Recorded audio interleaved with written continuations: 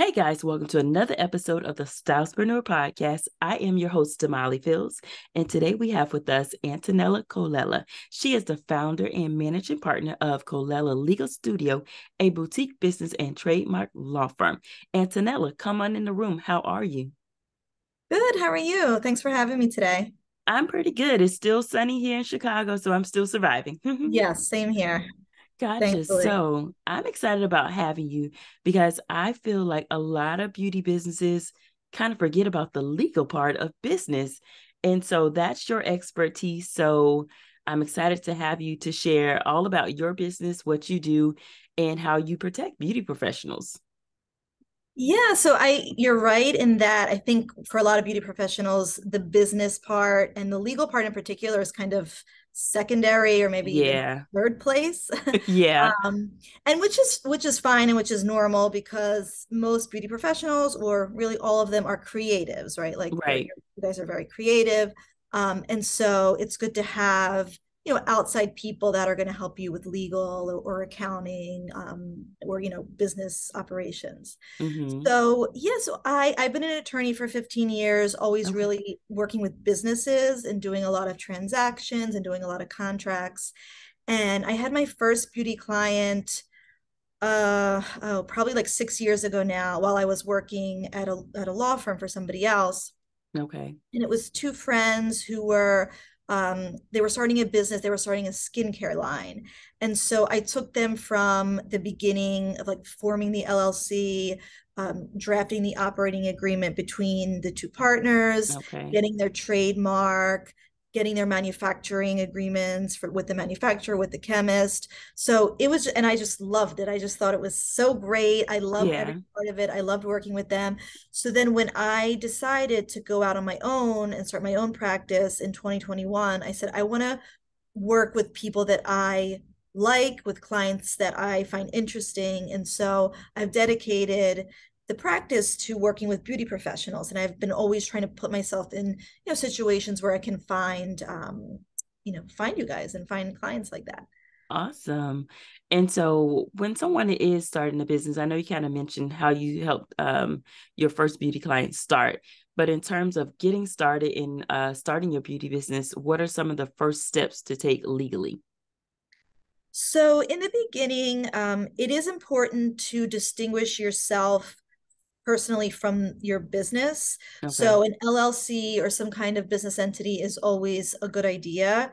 And you should talk with an accountant, with a lawyer to figure out which entity is right for you. Should you go with a corporation? Should you go with an LLC? I most of the time, I would say 95% of the time, do LLCs, Okay. just because they're easier to administer, they're easier to manage, they're not so formal as corporations. So that's number one. And then you know, actually, you really need a name before that, before Right. you do LLC. You need to come up with a name. And because I do so many trademarks, Hmm. to me, I always warn my clients about that. Like when you're first starting, make sure you have somebody do a trademark clearance search just to make sure that the name that you want is available, is not Okay. going to be a problem, that somebody else doesn't have it, because what happens is either somebody will form a business and then maybe 2, 3 years down the line come to me and say, okay, I want to trademark this name. And I have to tell them, you can't. It's already Yeah. taken, or it's not, it's not going to go through. Somebody else has it. So, you know, you want to really make sure that the name is available. So I recommend that. Even if you don't Okay. get the trademark right away, just make sure that you're going to be able to get it, fairly soon if you Okay. file soon. And then, you're going to file with the state. You're going to open a business bank account. That's really important to Okay. separate yourself from the business. Don't just use your own bank Right. account. Because the reason why you're doing the LLC is to separate the liability, right? You don't Hmm. want personal liability for anything that happens in the business. And Okay. so you want to, show the government, the IRS, that you are a separate entity that Okay. has its own bank account. You're going to get an EIN number with the IRS that's going to tell them that you are a business, that they can collect taxes from you. And then you want, presumably, depending on what type of business you are, your contracts. So for Okay. a lot of service businesses, we're talking about, consent forms, waivers. Maybe you're hiring, a 1099 employee. You need to Mm-hmm. have a 1099 contract with them. Um, and then, your trademark, if you can, if you're able to get the trademark fairly quickly, I always recommend people doing that like really soon. If you have Okay. budget to do that, that's really important to get. Um, Insurance is also super important. So, Yeah. that's kind of, the beginning, The basics. the basics, the Okay. foundation of what you want. Okay, awesome. And so when a lot of these people are starting their businesses, they are needing space. And I mean, you have a few that are, starting out and they're buying a space, but the majority, which I'm sure you agree, are leasing spaces.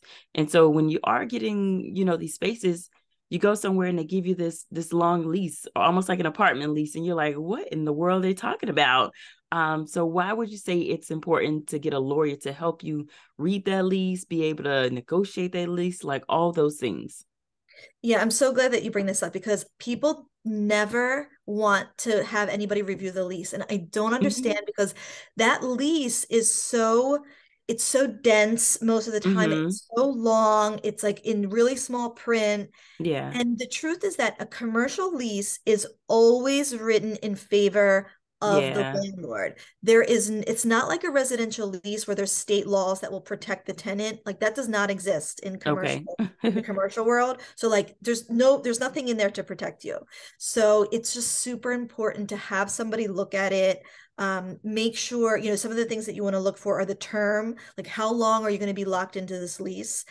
Yes, everybody wants their business to succeed, but if you're locked into like a 5-year lease and you're just starting, maybe you want to negotiate like an early out. Like if you don't Hmm. make a certain revenue, maybe you can get out of it early without a penalty. Right. Um, you want to make sure you're entering into it in the name of your LLC, not you personally, because it's Okay. business. Um, you want to look at, insurance requirements. Sometimes they require you to have really high limits, and Hmm. that's going to be even more expensive. And Right. then something also important, make sure to see if you're going to be responsible for all the utilities. There's Hmm. some leases, I was actually just reviewing one this morning, where the tenant is responsible for everything. It's called triple net. So they're responsible Oh, for wow. the taxes of the property, the insurance, all the utilities, the Hmm. maintenance outside. So that adds, that's in addition to monthly rent. So Okay. that's just, those are just examples, but there's a lot more in there that Yeah. you really want to have somebody look at it. Gotcha. Now, as the lawyer, are you seeing that you are able to kind of negotiate those terms and help your clients out? Yeah, I mean, everything is negotiable. Right.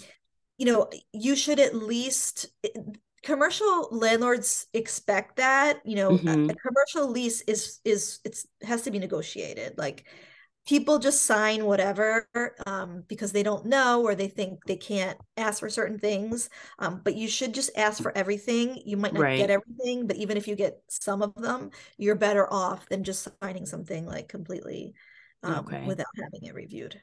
Gotcha. Now, I know another aspect of your business is helping clients out with products, creating product brands, legalizing the product brands. So, a big thing that we're having now is that brands are hiring influencers. So, as an influencer, or even as the brand, like in that contract that you're having between each other, what's been put in these contracts to protect each other? Like, I know a lot of brands will say, oh, support my brand or promote it, but like maybe I'll give you 10%. Like, how are the influencers getting more out of that? Yeah, so this is really big in beauty in particular. Mm-hmm. And it's good that now people are realizing that you need to have a contract with the influencer because Yeah. I was talking about these influencer contracts like 5 years ago, and nobody was talking Yeah. about them, and everybody thought I was like stupid for even bringing it up. Yeah. But there, can be a lot of money involved. Like some Mm-hmm. of these influencers, like they charge a lot to post. Yeah. And so you want to make sure that you're clear in the contracts, like what are Okay. you giving them and what are you getting, right? So Gotcha. you should like be very explicit. Like one Instagram post about X, Y, and Z. Make, to be shared in stories, Okay. twice a week. Make sure it's like very, very clear. This is exactly what I want you to do.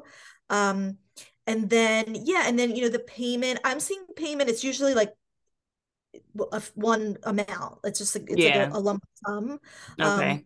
But you can kind of negotiate, is it paid in installments? Is it paid like before they post and then the rest after they post? Gotcha. So and it's just like a normal contract. Like you want indemnity in there, you want protections, for yourself as a business, and you want it really be clear, what you want them to do. I've Gotcha. had Gotcha. stories where like brands have paid for influencers without a contract, and then like they don't even tag the brand correctly. Exactly. And like Yep. it's like then you wasted all that money because you Exactly. didn't get anything for it. Yeah. So that's where that contract comes in place. Yeah, Yeah. for sure. Yeah. As a freelance hairstylist, I've done a few photo shoots and never gotten any tag, any recognition. It's like, Right. did you forget I was there? But that Yeah. was early on in my career when I didn't have a contract saying, like, hey, you have to say that Right. I did the hair for it. So I've Yes. learned. I've Yeah, learned. actually, I put that in some of like the freelance like makeup or hair agreements that I've done, Mm-hmm. that you have to post and you have to tag me if you're if, Yeah. to the like company or whatever, if they're going to post on their social media, you need to tag the freelancer, show that they've done that Yeah. work. Because I have a tons of friends. I've seen tons of stories. They're just like, hey, man, like, they never tagged me or it took forever for payment, like all Yeah. kinds of stories. But I Right. think beauty professionals are starting to wake up. We're hiring lawyers and we're protecting ourselves and our own brands. So Yeah. yeah. Yeah, absolutely. So for anybody that does want to start their own beauty brand, where would you suggest they get started Do you mean for products? for products? Yeah. So, products is a little bit different than services. So, Okay. with the product, you have to be looking at the regulatory aspect. Okay. So you have to have like your label, for example, of your product has to be in compliance with Okay. the Fair Packaging and Labeling Act. You have to be careful of how you market, like the claims that you make about your product. Mm, That's all like federal regulatory law under FDA. okay. So that's like one part that is like a whole, Yeah. and I do help with that. I do help clients Okay. and make sure they're in compliance with that. But also they're going to be, they have NDAs for their formula with the chemist. You need that. They have contracts that usually they're getting the contract from the chemist that's making the Okay. formulation, or from the manufacturer that's filling the product, making the bottles, shipping. So those are all, it's all legal documents that Okay. whether they are in those cases, like I said, the manufacturer is usually sending it to them, but Okay. you really need to read that. Like you you really Yeah. need to negotiate those, because um sometimes there's things in there that are just totally one-sided, and Mm-hmm. as a small brand, like you need to be conscious of the money that you're putting out. Yeah. Also, the ownership of the formula. Like, is that formula Mm. really yours? Okay. What if are you giving them some clients, they hire a chemist to make the formula, and then Mm-hmm. they bring the formula somewhere else and they have the manufacturer like fill it, like create Okay. it, and then like they'll put it in the bottle. So when you're giving it away to somebody else, like you have to be like zipped up, really clear, Yeah. really tight, that like this is my formula. If you do anything to it, um, then you're in breach of the contract. So there's a lot of that kind of um that stuff that goes into the products. And then of course the testing. Like you need to Okay. test the product for stability. Yeah. How does it perform? How does it hold up in a plastic bottle versus a glass bottle? So those are all things that, they involve contracts because you're hiring Mm-hmm. somebody to do it for you. And then Okay. and then trademarks are super, super important for Okay. products in particular. Okay. So when it comes to the trademarks, like tell us a little bit more about the process, about the timing. And I know you said do it as soon as possible. Tell us a little bit more about that. So I think that, in beauty, trademarks are super important because beauty is a, billion-dollar Yeah. business. It's a huge market. But on the other hand, it's kind of saturated. Like everybody's doing Yeah. very similar things. Like Oh yeah. everybody is, there's many serums out there. There's many Oh skin yeah. care products out there. So what is it that's making you different? What's making you Yeah. stand out? It's your branding, like your Mm-hmm. brand, your story. And so when you think about branding, that's trademark. Um, Okay. and so that's why it's like trademark is important in other industries, but in beauty, it's like super important. Okay. So the process, unfortunately, it's taking much longer than it has, in recent memory. The Okay. whole process from time of application to actually getting registered is about 12 to 14 months if Okay. everything goes smoothly, if everything goes right. Um, Okay. so that's why I tell clients, if you are planning a business, you have not launched yet, maybe, but if Mm-hmm. you have the name and that's the one that you're going to use, file the application. You can file Oh, before you're launched. okay. Okay, so then you would just have to send the trademark office your proof of use, like you using it, but you could send it later. Okay. But because it's taking so long, it's better to just file it, because Gotcha. you don't want to like create a product, like get all the marketing, buy Yeah. all the products or bottles or whatever, and then create a whole brand around it and then apply later and realize you can't get it, Yeah. and then you have to rebrand, and that's very Wow. Yeah. expensive. So the process is a search. So you do a search of the trademark office database, business names throughout the country to see what else is out there that is similar to your name. Mm-hmm. Then we do an opinion letter that says, okay, this is what we found. This is your probability of success. And then the second phase is the actual application, gathering Okay. the proof of use, and then filing. Yeah. Gotcha. Now, during that process, are you protected at all? Is it kind of like, hey, I submitted the application, that's my name, or is it just waiting until the process is finalized? So if you're pending in the database, that is good, because other Okay. people that are coming after you will be able to find you. And as I tell clients, like once you file, you can use the TM symbol. Like I'm okay with Okay. with clients using that. You can't use the circle R until you Okay. get full registration. But if you are a pending application, you're claiming that. Like Okay. you've already filed, you're claiming that trademark. And then the other thing to know, which is like kind of good, is that the first examination is in the first 8 to 9 months. So Okay. you'll know kind of in 8 to 9 months if you're going to get through. Um, and then the rest of the process takes, longer, takes about a Okay. year. Okay. And so for a beauty professional that is looking to hire a lawyer, when would you say is the right time? What tips would you give as far as finding the right lawyer for their business, for their personality? What would you say in regards to that? Yeah. So, when is the right time? I most of my clients are pre-launch, they're starting businesses. Okay.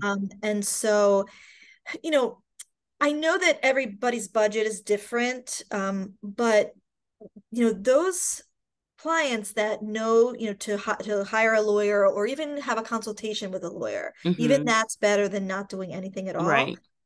Or to talk to an accountant. Those entrepreneurs, like they know what it takes. Like I feel like Right. that's what you need. Like you have to know that you can't just do everything yourself. No, you can't.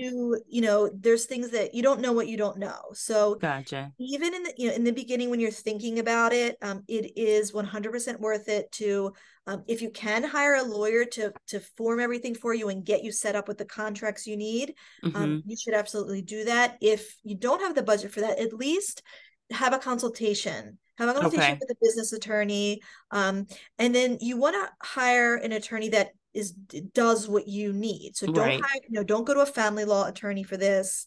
Don't go to a criminal attorney. Go to a business lawyer, somebody that Gotcha. knows contracts, that knows business.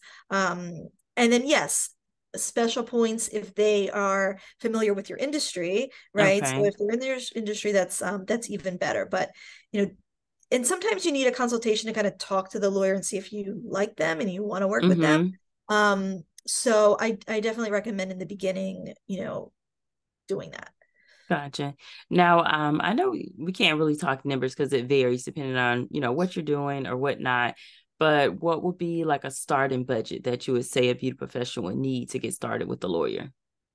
Or is there Uh, any like one-offs? Could I hire you just to read over a contract? yeah, so it totally depends. I usually do flat fee work. So Okay. you'll tell me what you need. And if you say like, oh, can you review a contract? I'll ask you Mm-hmm. to send me the contract and I'll kind of like skim it, see how long it is. And I'll say, okay, this is like X. Because Gotcha. especially for small businesses, like you want to know, you don't want hourly because you're not Right. going to know what it is. You're not going to Exactly. get a bill like a surprise.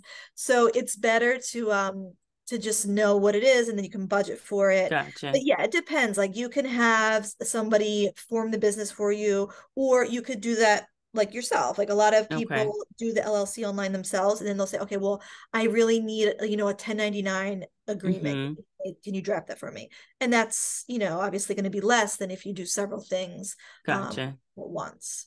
Okay, awesome. Now I know you also have beauty bundles or legal bundles available. Can you tell us a little bit about that and how that can help beauty professionals?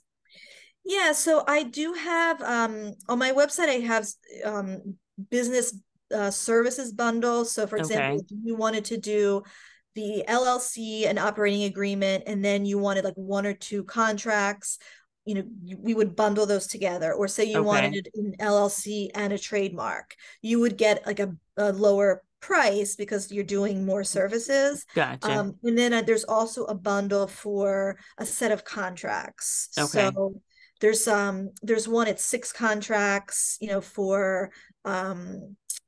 for $1,500, which is good for six contracts. So it's good for service businesses. It includes releases, consent waivers, the NDA, and the independent contractor agreement. So all of Okay. and there's another one I can't think of it right now. And then also I wanted to mention there I am coming out with a Shopify contract template shop. Nice. So it's called beautyprocontracts.com. It is live. However, I haven't really officially launched. I'm just doing there's not that many contracts yet. I'm still like Okay. working on it. But that is for those business owners that, maybe they don't have the budget to get a custom contract drafted. Mm-hmm. So they can go there. They would it's a, e-commerce site. You buy the contract. You then would get a download of a Word document and which you could fill in. And then you Okay. also get a video of me explaining how to fill in the contract. Okay. So right now on the site, there's an NDA and there's a 1099 agreement. And so those are, Okay. at a very good price, but what's good about it is they're lawyer drafted. A lot of people are buying contracts on Etsy, which I don't Yeah. know why. So this is like giving you peace of mind because these are my forms, my contracts, Yeah. and they're tried and tested, and they're lawyer drafted. So I Okay. this is something that I think is needed in the industry. No, I 100% agree. I've seen so many things in the beauty industry that people just aren't doing the legal way or just they just don't know. You don't Right. learn it in beauty school. There's no Yeah. class on, how to do this with your business. So yeah, your services are very much needed. So we thank you. So there's one question I always ask every guest, and that is, what is your entrepreneurial power?